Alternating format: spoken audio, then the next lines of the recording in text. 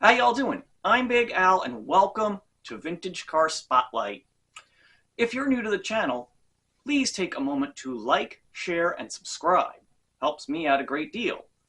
Also, if you've got a project car you're working on, I would love to see it and feature it here on the channel. So please email me your project car photos at bigalsgarageSC@gmail.com.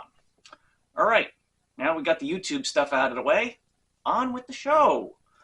Welcome back to Vintage Car Spotlight, the show where the chrome dreams and tail fins never die. Today, we're diving into the history of one of the most infamous names in American automotive history, the Edsel. A car so hyped, so talked about, that it became the gold standard for commercial failure. But was the Edsel really that bad? Well, let's find out. By the early 1950s, the Ford Motor Company was riding high with the success of their post-war lineup. But they saw a problem brewing in the market. There was a gap between the popular Ford cars and the higher-end Mercury and Lincoln models. So in 1955, Ford decided to launch an entirely new division to bridge the gap and poured over $250 million into the project. That's over $2.5 billion in today's money. Kind of sad when you think about how much our government has devalued our currency, but that's neither here nor there. The car would be futuristic, powerful, stylish, and most importantly, profitable. It was named after Henry Ford's son, Edsel Ford. On September 4th, 1957, America got its first real look at the Edsel. It wasn't just a car, it was a media event. There were TV specials, teaser ads, even a dedicated Edsel showroom network. Ford promised the Edsel would be the car of the future. But when the public saw it, the reactions were mixed, and then very quickly they got worse. Let's talk about styling.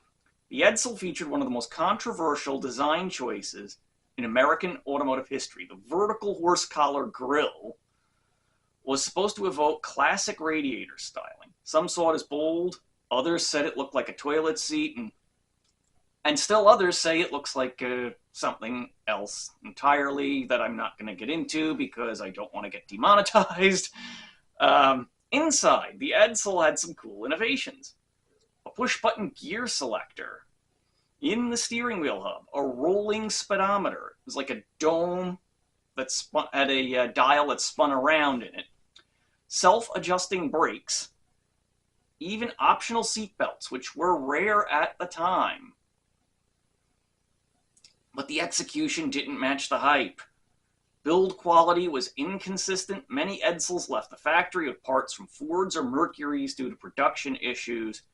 And it didn't help that the car was launched during a recession. Ford hoped to sell 200,000 Edsels a year, but in the first full year they sold just 63,000. The next year, fewer than 3,000 rolled off the line. The writing was on the wall. By 1960, just 2 years after the launch, Ford pulled the plug. The Edsel name was dead. In total, only about 118,000 Edsels were ever built.